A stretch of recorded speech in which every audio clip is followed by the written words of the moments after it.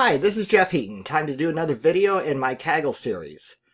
I haven't done one of these in a little bit, so if you're interested in Kaggle, make sure you subscribe and like this video. That definitely sends me a message as far as what types of videos you're interested in, what you'd like to see. In this video, we're going to talk about how to actually train models.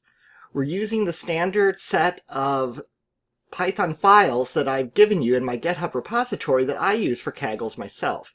So we'll take a look at that in a moment. And I'll show you how to actually train these models so that we can get ready to ensemble them in the next video. And of course, if you find this kind of thing interesting, please subscribe to my channel and click the little bell so that you're notified of any additional videos that I create. So this makes use of my Kaggle utilities that I've talked about in previous videos. You can find it here at my GitHub repository. Go ahead and follow me or star the repository a number of people already have. And you'll get updates as I make further changes to this. This is absolutely a work in progress. As I have time to do more Kaggles, I will surely add things to this and probably update the videos as need be. So definitely subscribing will keep you connected on all of those changes. I might also announce doing a Kaggle somewhat in conjunction with this channel, so that might be interesting. Definitely put in the comments what you would like to see more on this. Now this diagram, if you've worked with these videos before, you've probably seen this. This is the general flow of this set of files that I'm giving you. Now this is just a starting point of files for your own Kaggle competitions. This is not something you pip install. You get these files in here and make modifications to them as you go. This is just a starting point, the same starting point that I use in Kaggles for you. Believe me, doing well in a Kaggle is not something you're just going to pip install some package that will do all the magic for you. This is just a starting point. Now, what we're talking about in this video is after you've done sort of the feature engineering, generated the features that are going to go into your models, and join them together into a training and test set, we're dealing with this part right here in particular. And to some degree, this part as well. This part is just external models that you'll download from the Kaggle community. I'll probably do an entire video just on that. But this is a key to Kaggle. People are going to be throwing models at you live fire while you're trying to do a Kaggle, and they will often do better than you. And you think, okay, great, everything I've done is now worthless. No, that's not the case at all. You take their models and ensemble them with your own. So you need to create your own models, and that's part of what my framework lets you do, is be able to quickly ensemble these. So this is my strategy to Kaggle anyway. So we're going to look at this part here. These are all files that I've named trained-something, and they allow you to train a variety of different models, and then they're stored into a directory format that has stuff in a sort of a standard format that I deal with anyway, and that format is what the ensembler takes together. Now the next video we'll talk about ensembling. So look at the playlist. That gives you an idea from my channel of the order and the other videos that I have on this, because this is a decent amount of topic. I can't just slam this all into a 10-minute video. All right, and here is the actual code. I'm using VS Code. That's the main IDE that I make use of when I'm working myself. Either I'm in VS Code or Jupyter. I think this works better actually in an IDE for this sort of thing. So I'm not using Jupyter because I'm not doing a lot of visualization. If you need to run this in a Jupyter because, say, maybe you're making use of Google Colab, just copy and paste the code. You'll have to make some adjustments. I'll probably do a video at some point on using this in conjunction with Google Colab. Again, if you're interested, tell me what you're interested in the comments. This is where I get most of my ideas from.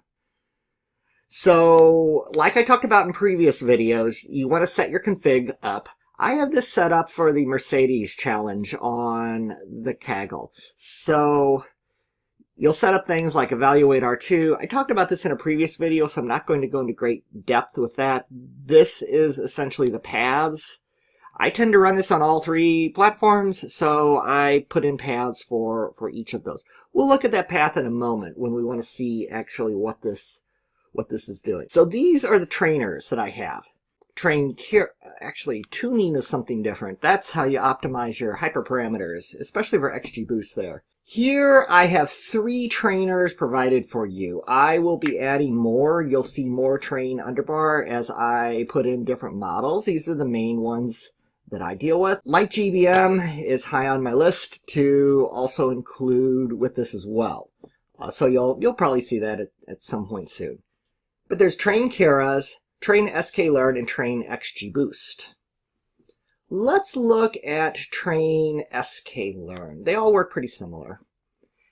Now, Scikit-Learn is not one particular model. This lets you train on a variety of models.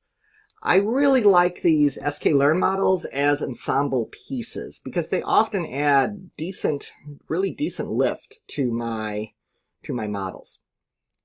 So here you'll see the class that I defined for Scikit-Learn. All of them will be like this. You'll see a class for XGBoost and also for Keras Deep Learning. This stuff up here in the class, ideally, you won't need to change this really all that much. Like I said, I have not made this yet to be a general purpose framework like you could pip install. So some of these things you might want to modify. Like you might want to set the early stopping tolerance higher or lower or something such as that. But I do pass a lot of this up as parameters that you can configure. And here is literally, I mean, the comments are some of the ones that I was trying out as I was literally running this. And I do put comments to links that I use to help me build some of this. So this is important. This part right here, this algorithm list, you can comment or uncomment those and set the parameters however you want. And basically, this is going to then train a random forest, an extra tree classifier, type of random forest, an AdaBoost, and a k-nearest neighbors. So it'll literally loop through all of those. Now you don't want to keep retraining these over and over again. That's why it generates directories that hold the results from the training so that you can later ensemble them together and do other things. I am, simply so that this does not take forever, and I'll be time-lapsing it anyway, I'm just going to train a random forest. And what this basically does is, see, this for loop is just looping through all the algorithms in this list, and we're one by one training them. This one here is important. So a previous video talked about the joiner. The joiner is how you take all your engineered features. You'll need to have run the joiner before you do this. I mean, this basically builds the input that goes into train Scikit-Learn. So if you haven't put a feature set together, you have nothing to train on.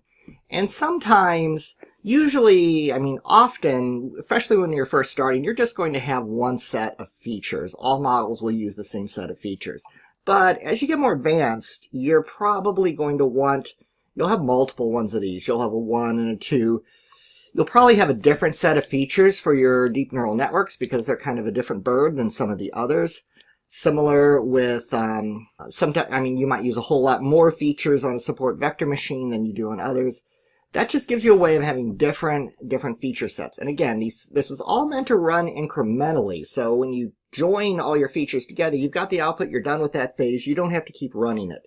It's a major idea of this package is I save all the incremental steps and you don't have to keep constantly rerunning things. So this is assuming you've joined everything together like we did in the previous video. And then now we want to actually train it. So let's go ahead and run train Scikit-Learn. In VS Code, it's run Python file in terminal. This assumes you have your VS Code all set up for Python. If a video showing you how to completely set up VS Code for data science would be useful for you, let me know in the comments. I would certainly be open to that. This is what I use all the time. So now we're running it, and these can take a little while to... Okay, I will explain this Actually, this just means that we needed to have this directory set up with the join data already in there. So you might get an error like this. This just means that you don't have the join data in there. In my case, it means I didn't copy this over from my dev computer to my video computer. So I'm just going to pause and fix that real quick. Okay, this is the directory that I basically forgot to copy over, but it's important. These are all the engineered features that we would have generated before. The joiner takes those, and notice the one. That's that one. That's your set of features. You could have a 2 and a 3, however many you need. It takes all of those and joins them together to a test and a train, and these are pickle files. So these are the inputs to what you're training. When you're done training, it's going to give you these sorts of files as your output. This contains the trained model. I tell you what, I will go ahead and delete these. Okay, I deleted all my trained models because we're going to create new ones. So let's go back to VS Code and run this, and hopefully this is no longer a problem. Okay, and now it worked. So it is going through 10 folds of a cross-validation.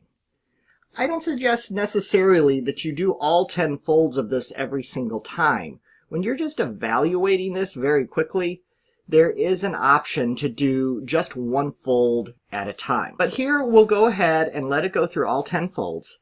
If you're going to ensemble it, you need to go through all 10 folds, or however many folds you're actually doing this on. You can choose 5 too. It just depends on how much compute power you have and just how you want to do this. I'll typically run a single fold and use the training and validation set. Just train it on the training part and validate it on the validate part. That's all automatic. That gives you a quick estimate of how good this random forest with these parameters that you gave it is actually performing. Now my computer, the fan is going crazy. It is training hard, so I'll go ahead and time-lapse this to the end. And also, while it's zipping along doing its folds, let me also explain some of these parameters. So false up here, if you modify that to true, that's how you run this for just a single fold. And that gives you an estimate of how good this model would have performed. Not as accurate as your 10-fold or your 5-fold cross-validation would be, but this is a way to just do quick tests. So I will typically have that in true mode, mess around with the parameters. So the parameters are up here, at least for Scikit-Learn. So this is the number of estimators. That's how many trees are in your forest. This number of jobs, that means how many cores to use. -1, it's using all the cores on my machine. Maximum depth, so it's a pretty shallow tree. Sometimes you'll want to create a couple of trees at varying depths and ensemble those together. And the split criterion. So there's a bunch of different parameters, and all the different model types have different parameters. We'll get into tuning those in a future video. But for now, I need to let this thing actually run through all 10 folds so that you can see what happens at the end of that. Now, while it's doing that, and I'm still likely going to have to fast forward this, so I don't think I can keep talking long enough for that. It'll show you the total runtime at the end. So train XGBoost. XGBoost is an extremely popular Kaggle model type. For this one, you modify the stuff at the bottom. Again, you have the class up here. People go crazy with optimizing XGBoost on Kaggle. These are the parameters, so params, that we're passing in. These are the ones that we're actively configuring, and then I have some common ones up here. These are the ones that are unique to the Kaggle challenge. You're not optimizing these. This just tells us that it's doing a regression linear, so that would be dependent on the Kaggle type. If you're doing classification, you would need to change that. Root mean square is what we're optimizing it on. Now the example that this is set up for is the Mercedes challenge. It actually used R2, but XGBoost, or at least at the time that I was doing this, did not have R2, so I used the closest approximation. That's just the one that it is optimizing to.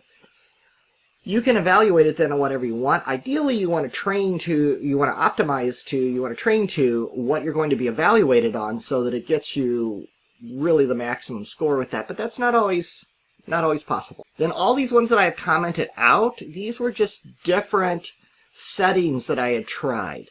Now, the tuner down here is the one that I use to help me tune these to some degree. Usually I do a little bit of manual tuning until I just get to sort of the features that I want. And then once I've kind of settled down on feature engineering, then I put in the time to really tune it. Now my tuner is pretty good. It's actually based on a technique that is published, and I'll talk about that when I do that. This is one I'm probably going to modify to some degree so that it can use parallel processing. So it uses threads currently, but I would like it to use multiple machines because it can run a long time. So that's XGBoost. Train Keras is for deep learning. Again, very similar to the other ones. The class up here, you won't modify a lot of that, but you would modify this part. Okay, this is a very shallow neural network. I have a couple of layers, 20 and 10. You would basically duplicate this and create additional dense layers, making this deeper and deeper.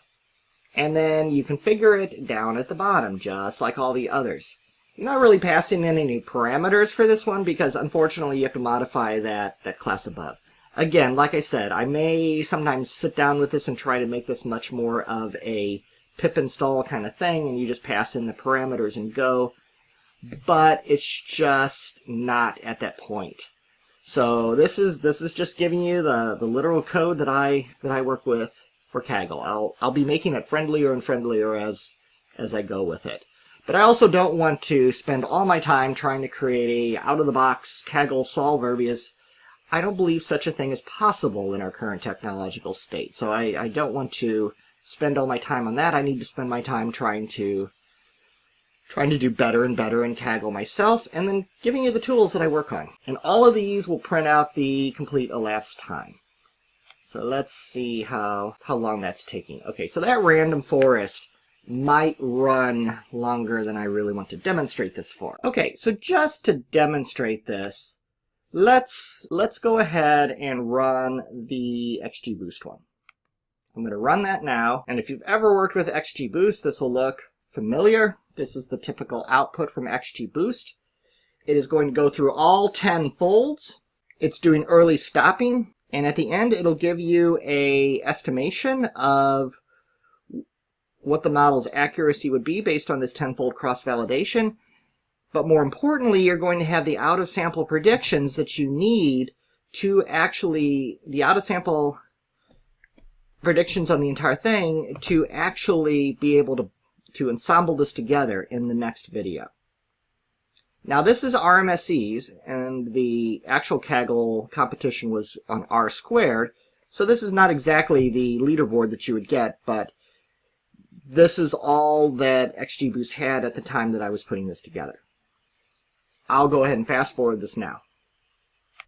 By the way, you'll also see this too at the very end. So now that it's done its cross-validation, it knows about how many steps that it wants to train before it'll overfit. So now it trains with the entire data set up to that number of steps that it determined was the best from the average of the 10 folds. Now this is, some people like this technique, some people don't. So this is one that I found pretty effective in terms of letting the entire training set actually represent it. Now you have to realize though, we're using that average number of steps so that we don't overfit.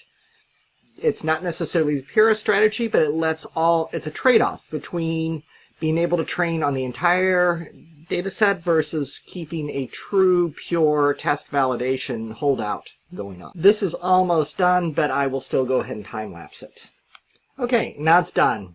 And it displays at the end a sort of report of what features it actually used. This took 18 minutes to do all 10 folds of that cross-validation. Believe me, you can run these for hours or days. So you just need to figure out what the trade-off that you want to deal with is. And look at what we now have waiting for us. This is the output from this. This is the actual model. XGBoost 0p 0.57. So this is the actual R2 error, which is in the units that the competition specify. You specify that in the config file. And then we also put the date on here that we generated and the time. You'll tend to accumulate these. You'll want to delete older ones that they're really not that good, but you want to keep some of these around because you'll want to ensemble them together as you get more and more of these directories. And that is what we're going to talk about in the next video. Okay, let's real quick peek inside. There's not a lot in here. I typically don't save the actual model itself because in a Kaggle I'll not necessarily want to rerun it, and they can be fairly large. I'll probably put in an option to actually let you do that in the future. Here are the key files though. This file, the text file, that just shows you kind of what you did. This is just some output. It does show you the fold scores. The fold scores are very important to look at. If you see a particular fold that has a lower score than the others, that typically means you've got some pretty blatant outliers going on, and that was definitely the case in the Mercedes challenge. So just wherever they happen to land, you get the parameters that you train this model on, and then the actual fields, the features that were used. Now remember, in my framework, you have individual files that create them, so sets of features, and then that's like char1 is one of the sets, and then x20 is the actual name of that particular feature inside of that feature set. Then the other files in here, this zip file submit, this file, that's essentially your submit file. That's the data set that they gave you to form predictions on to submit to Kaggle for your score. You could take this file and submit it to Kaggle. It is submission ready. Usually you'll submit something from the ensembler, but you can basically submit this. That is simply it zipped, because on some of these this gets pretty big and you want to upload the zip file. This out of sample, this is your training set, but it is with out of sample predictions from the tenfold cross-validation. This will be used to ensemble it together, and it also gives you, it's what forms the estimate of how well this model is performing on the data set. Okay, now you saw how to actually train models with the features that you had engineered and joined in previous videos. The next video, I am going to show you how to take a variety of these models that you might have trained and ensemble them together for what will be your final submission to Kaggle. Thank you for watching this video, and if you found this useful, please subscribe and click the little bell to be notified of future videos.